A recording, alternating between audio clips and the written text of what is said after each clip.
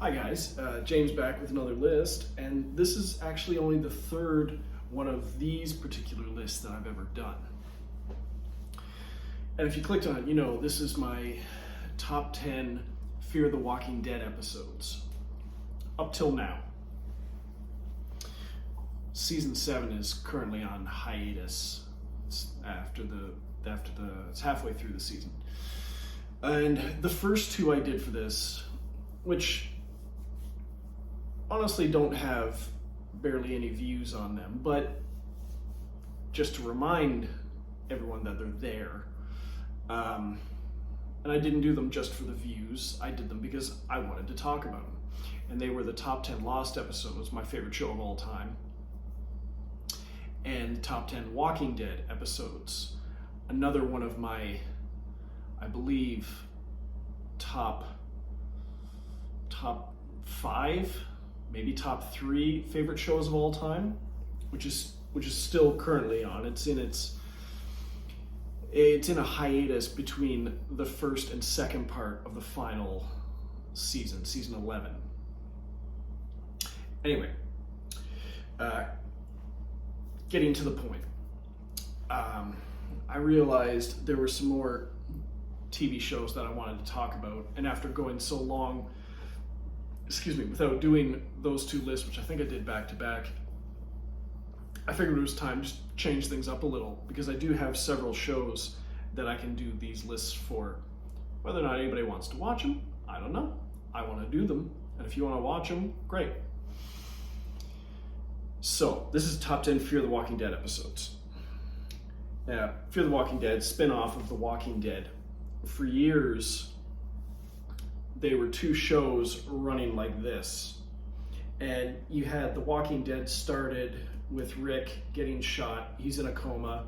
However long later, I think it's a few months, the world's fallen apart, zombie apocalypse, and he reconnects with his family and goes off with the survivors, as they were called, for a while.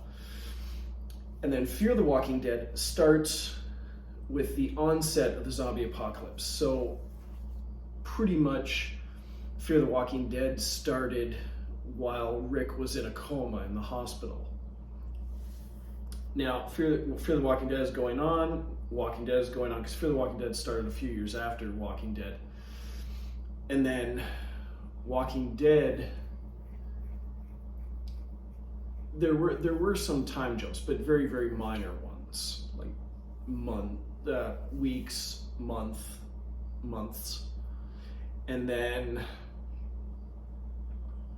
you had 1, 2, 3, 4, 5, 6, 7, 8. And at the end of 8, Morgan left the show and crossed over to Fear the Walking Dead. So at that point, Fear the Walking Dead had caught up to The Walking Dead.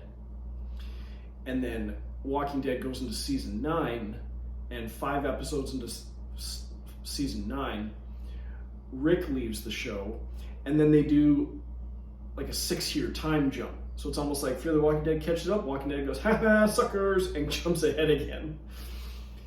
And so whether or not they'll catch up to the show, who knows? Fear the Walking Dead kept going on, and Dwight, who had left at the end of season 8 as well, technically Morgan left at the beginning of season 9, was it 9 or beginning of season 8? I'm getting off track. Anyway, Dwight also left Walking Dead and went to Fear the Walking Dead. Anyway, so it was a while before the shows actually connected, because for one reason or another, they had to be kept separate. And then they crossed over a bit, and then that was it. They crossed over a bit, and then that was it. And then you get The Walking Dead Roll Beyond, which is another story altogether. Anyway, let's get to the list. So we start with number 10. This number 10, this episode is called The End of Everything, and this is season 5, episode 5. I made little notes, a little blurb next to each episode. to remind me what goes on in the episode. And the end of everything is you have Althea, played by Maggie Grace from Lost, and she goes off on her own, and she ends up encountering a female pilot piloting a helicopter who works for the CRM, the secret organization with those 3 circles that become the central figures. Some of the central figures are like the looming bad guys in The Walking Dead World Beyond. So if you watch that show, you know who the CRM are. You don't know much about them in Walking Dead, very little in Walking Dead, and only a little bit more in Fear the Walking Dead. Well, Al comes in contact with the female pilot, and they sort of are stuck together for a little while, and sort of form a bond and become friends. Some might say a little more than friends. They develop an affection for each other. I believe the pilot's name, you find out her name is Isabel. And she shows up again a few seasons later, this current season 7. So this one ends up being, they meet, form a bond, have affection for each other, but then they have to part because she has to go back to the CRM, and no one can know that they met. So they have to, they met, kind of fell in love, and then they have to part for both their lives. Anyway, I thought it was a very sweet episode that just focused on just these 2 characters. And some of those can be great episodes. Like Here's Not Here in The Walking Dead, with just Morgan and Eastman. Anyway, so that was the end of everything. Okay, number 9, we have the episode called Humbugs Gulch. And this was season 5, episode 3. And this was the episode where I mentioned before, this is where Dwight joins the show. Now, Dwight had left at the end of season 8 after the survivors, like Rick's group and stuff, had their final battle with the Saviors and beat Negan, beat the Saviors. And Dwight had left the Saviors a little while before that and was trying to help the Rick's group. But Dwight, a few seasons before, had killed one of Rick's group, Denise, who had medical knowledge. She was the sort of like de facto doctor of their town, Alexandria. And Daryl had never forgiven him for that. But he had done enough to help them fight the Saviors, even with, like, when they find out that the garbage people had turned on them because they were in league with the Saviors. And like Dwight was always fond of carving like chess pieces and stuff, and he left one behind that Daryl found that said didn't know. Like, he didn't know that they were going to turn on them. So at the end of season 8, Daryl takes him out into the woods, presumably to kill him, and Dwight knows this, and Dwight's ready for it. And then Daryl, Norman Reedus' character, ends up letting him go, saying, "Don't ever come back. You come back, I'll kill you. I'll kill you. You go find your wife," because he wants to go find Sherry, his wife, who left a few seasons before that. And talking about the actual episode. Anyway, so he joins Fear the Walking Dead in an episode where you have John Dory, played by Garrett Dillahunt, in the one town called Humbugs Gulch.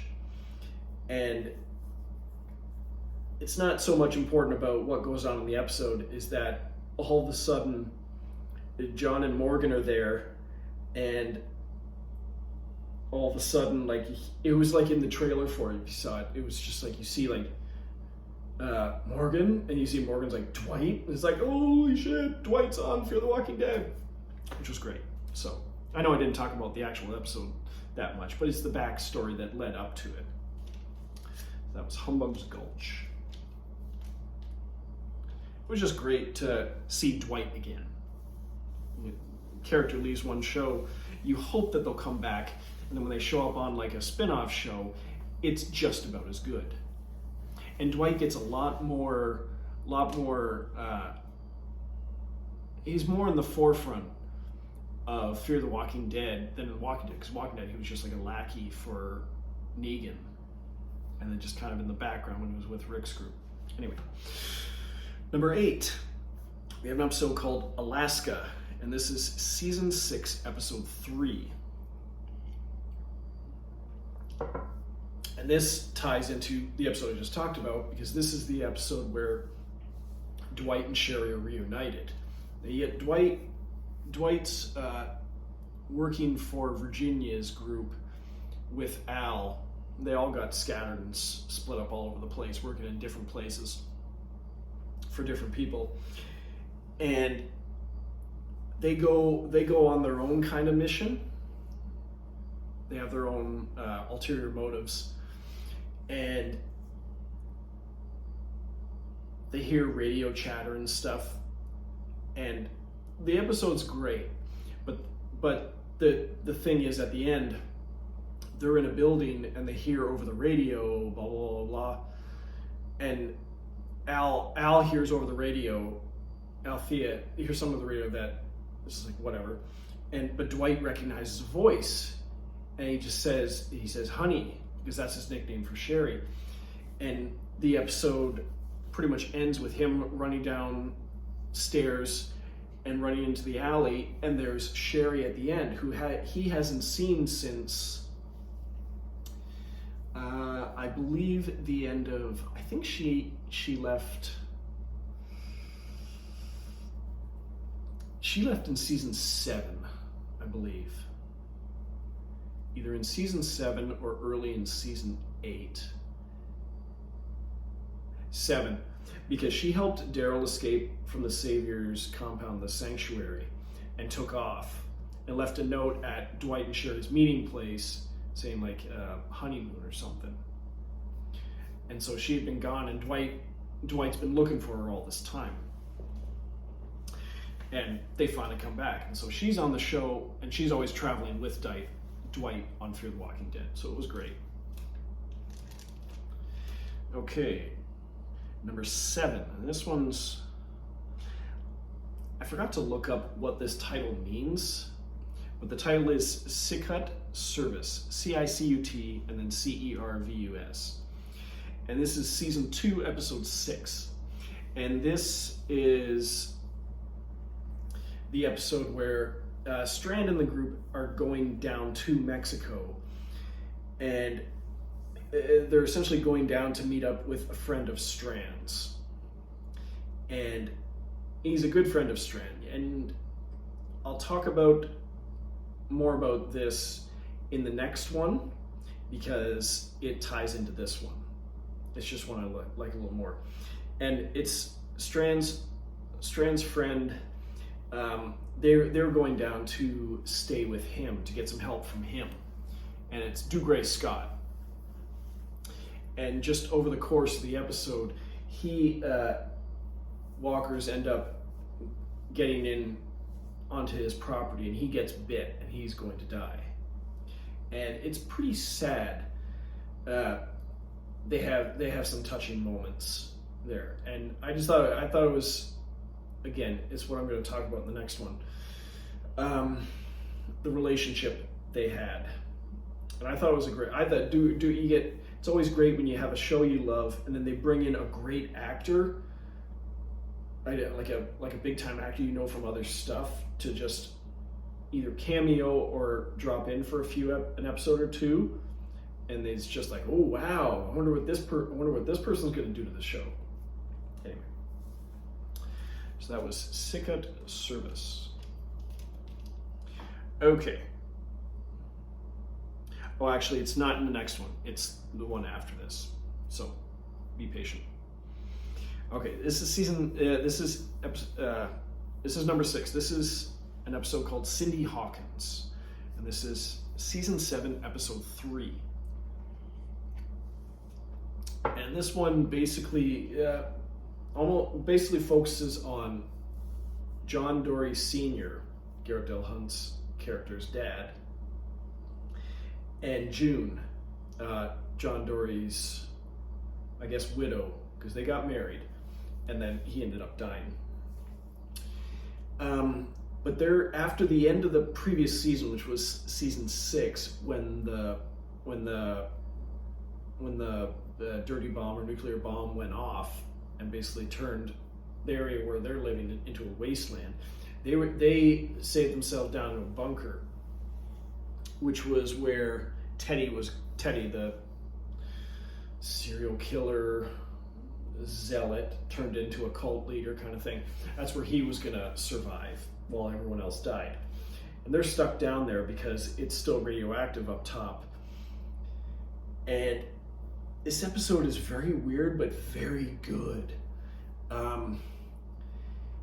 Because John Dory Sr. he's kind of sick, and he's also pretty old, but he's having sort of like mental issues where he can't let go of one missing woman that was never found, one of Teddy's victims,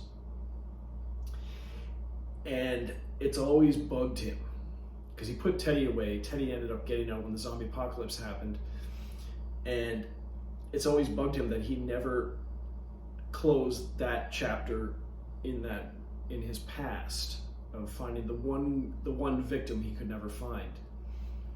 And he keeps having visions of her, the dead woman, Cindy Hawkins, saying like, you need to find me. And June is trying to keep him in one place because he's not well. And even they go up top a few times, and there's people in hazmat suits trying to get in, trying to survive, but they want to get in any way they can, and they don't care who they're going to hurt. So it's a very claustrophobic episode, but it's very like top-notch acting in this one, and whether or not they'll solve the mystery of Cindy Hawkins. So that was number 6. Okay, now this is the one I was talking about. This is number 5. This episode is called Blood in the Streets, and this is season 2, episode 4. And it led up to the Sicut Cervus episode, season 2, episode 6, because this is the episode you find out about Strand's past. And Strand was the one that helped to get them out of the holding center at the end of season 1, and he had a boat which belonged to his friend, played by Dougray Scott, and they sailed down to Mexico to meet up with him. And the character,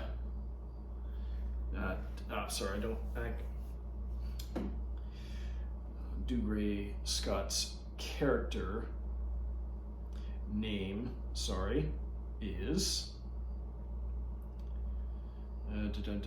be patient. Thomas Abigail, and he's a friend of Strand, and he actually was they had their own romantic relationship.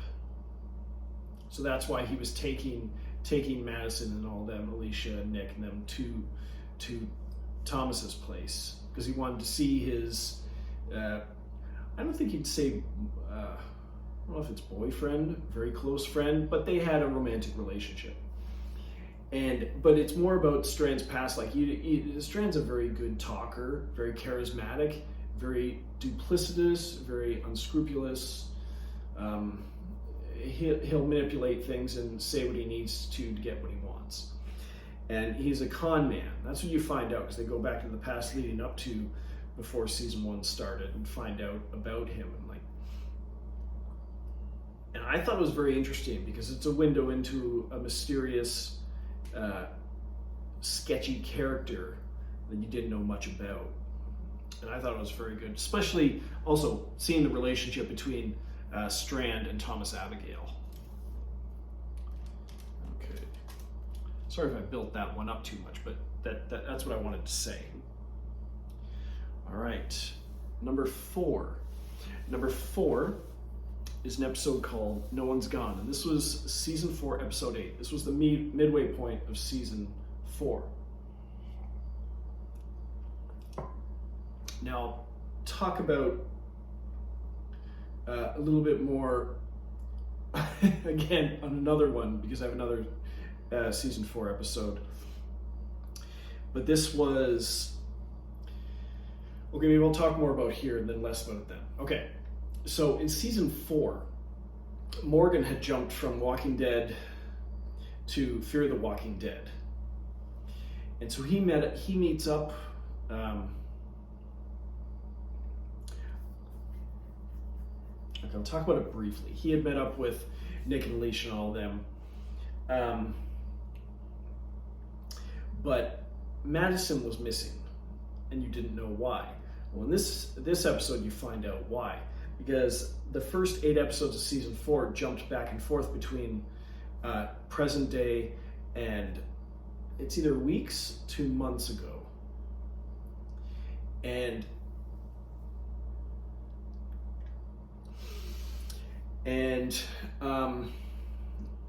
Nick and Alicia and them are a lot more aggressive, maybe not more violent, but more aggressive, more cautious, sort of like how Michonne and Daryl and them were after the time jump in season 9, because something had happened. You find out later in season 9 what happened in the time jump, a particular incident.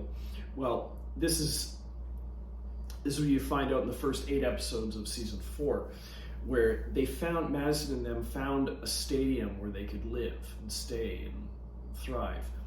And then people started hanging out outside of it, trying to attack them and take what they had. Well, by the end of this episode, they have sort of like a battle going on, and walkers coming in, and Madison sacrifices herself to get all the walkers in the stadium and set the whole place ablaze. So by the time season 4 starts, Madison has already died. Apparently she's coming back to the show. I don't know how. So apparently died. And you find out by the midway point how she died. And this is that episode. It sort of all culminates. And then the second half of season 4 is all like present day stuff. So that is No One's Gone. All right. So this is the one this is number 3, and this is What's Your Story? And this is season 4, episode 1. Now this is the one that I thought was very interesting, because this episode, like at the end of season 8, Morgan decides he's leaving the Walking Dead show, leaving Rick's group. Excuse me. Well, season 4 of Fear the Walking Dead opens with Morgan talking to Rick, Morgan talking to Carol and other people. So it starts in the Walking Dead area in Alexandria. Or actually in the garbage dump, but in the Walking Dead sort of show. And then he leaves and meets up with Nick and Alicia. He gets ambushed by Nick, Alicia, and them, who are without Madison, as I just said. So it was the first time that the 2 shows were crossing over, but they actually opened the show in the Walking Dead universe, and then he leaves and joins the Fear the Walking Dead universe, all in the same episode, which I thought was really good. But especially having to find out where's Madison and why are these characters like this all of a sudden, which you find out. So that was What's Your Story?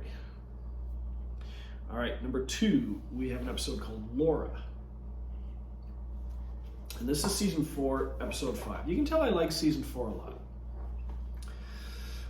As a whole, it might be my favorite season, but it doesn't have my favorite episode. That will be next. Okay, so this is Laura, season 4, episode 5. And this is the episode where you find out how John meets June. Now, John joined at the beginning of season 4,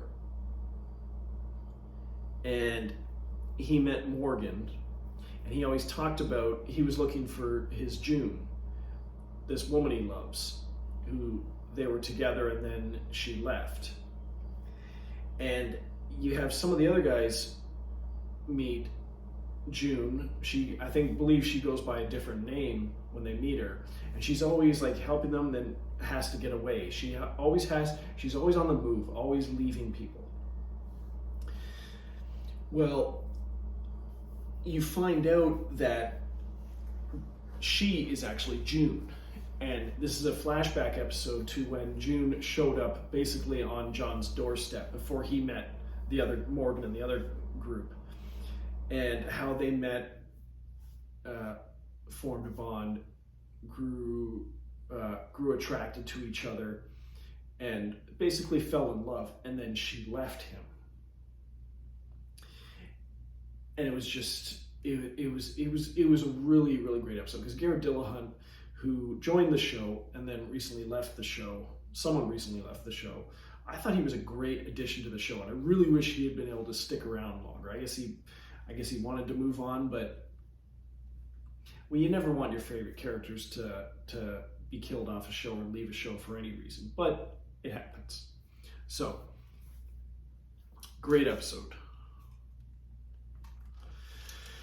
Okay, number one, we have an episode called Children of Wrath, and this is season 3, episode 8. Now, I love season 3 almost as much as season 4.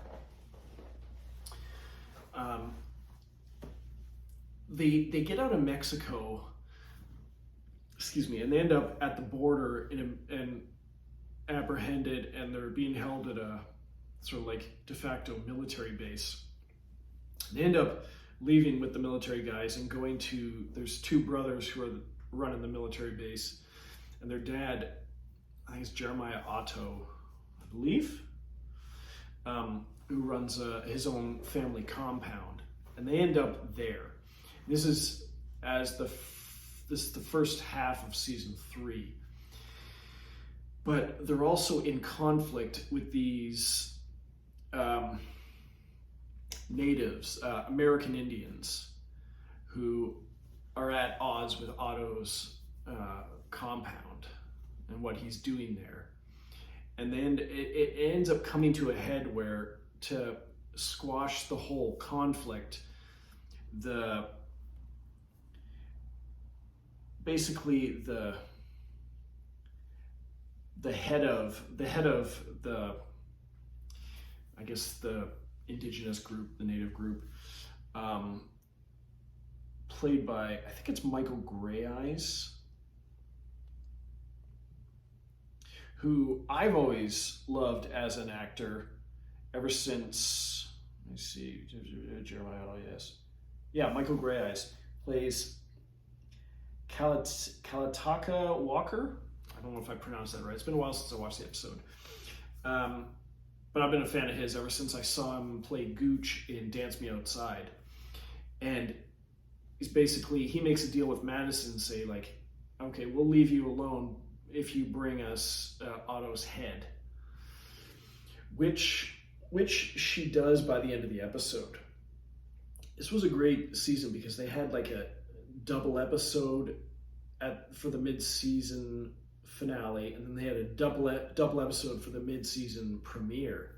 So you had like almost 2 hours of Fear the Walking Dead at the end of the first half, and then to start off the second half. So it was great.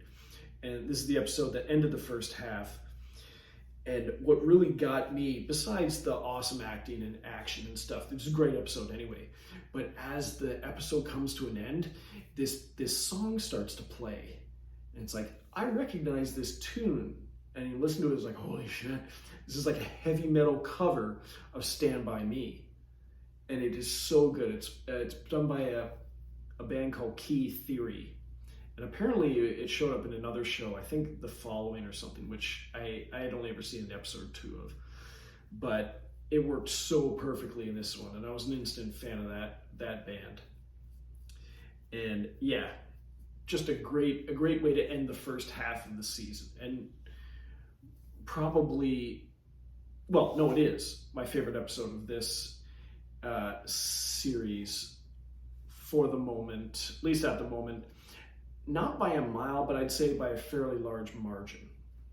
Anyway, so that is it. I hope you enjoyed this a different kind of list. And like, comment, subscribe, and I hope you enjoy this list as much as I did making it and presenting it to you guys. So I will see you next time, and toodles.